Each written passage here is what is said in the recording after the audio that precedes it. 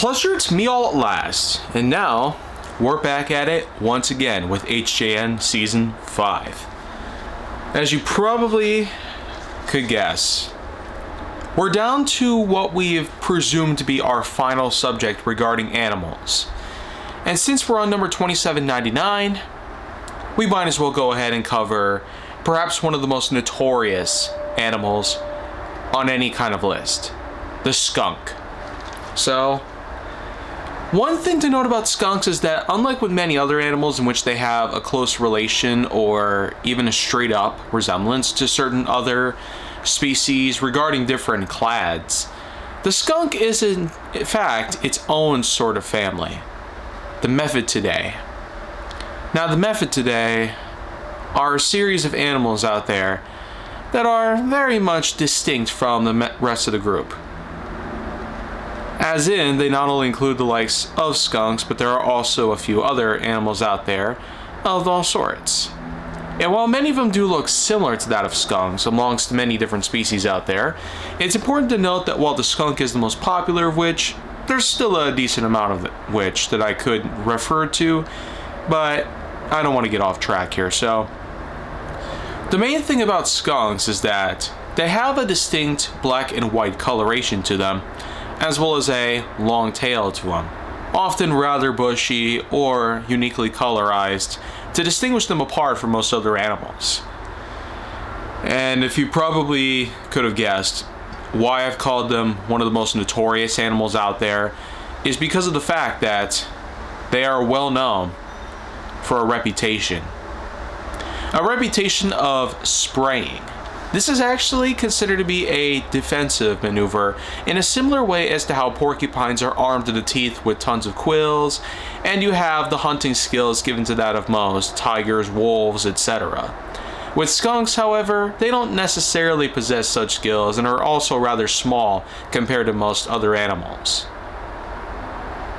Their scent glands are basically that of a powerful aroma that when sprayed out from their anus, if you will, it does cause a number of issues, mainly massive distortion and an unbelievable amount of stench. It sure is, without noting, one of the most awful things that a person could ever smell. And the fact that it comes naturally because of a various number of natural chemical combinations all put together, this kind of scent is just insane. The spray alone can cover a large amount of area, depending on when and where the skunk had sprayed. Now I will say I have actually picked up skunk scents for miles away, and this is no joke, that's how powerful the smell itself is. And sometimes I've had even at least one occurrence in which that the scent was so bad it managed to reach this very neighborhood.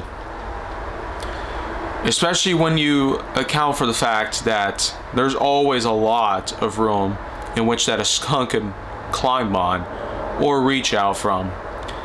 You could say that it not only covers a lot of ground because of the movements that it makes, but also for the fact that this defense position is made especially when threatened or provoked, accompanied by a unique stomping that occurs on the ground, typically as warning signs. It's kind of like that with the rattlesnake and some other animals that'll display a certain warning in the form of either a hiss or a rattle or a possible strike. It usually depends on the animal species, but most importantly, we know that certain warning signs are made, and when all else fails, much like the rattlesnake could bite you and inject venom, the skunk spray will certainly put you in one hell of a position. It, believe it or not, has been shown over the years that there's been a good amount of people that have tried to wash themselves off with the likes of tomato juice or from the standard water and soap.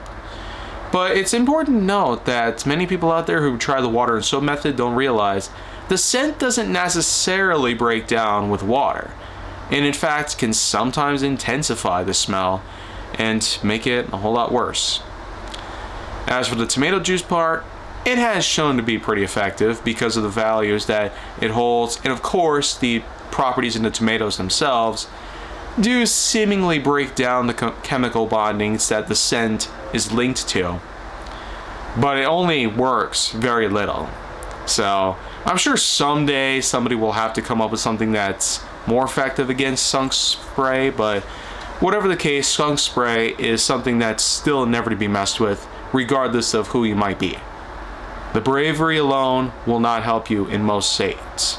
So, no matter the state of the worry or the definition of it, skunks do have quite the reputation. And more importantly, I feel like we've covered everything that we need here. Regarding animals, I've talked about 20 different species so far, and maybe I might have to touch up on more of them? Who really knows? One thing's for sure though, the cold is going to be setting in. And within the next 3 to 4 months, these 3 to 4 months that ensue will certainly bring out at least one particular case of cold. So I'm going to have to head out, back into my house, and find another place to record HJN content. So, with that in mind, thank you very much for watching this piece of HJN, and I will see you guys next time in a different location.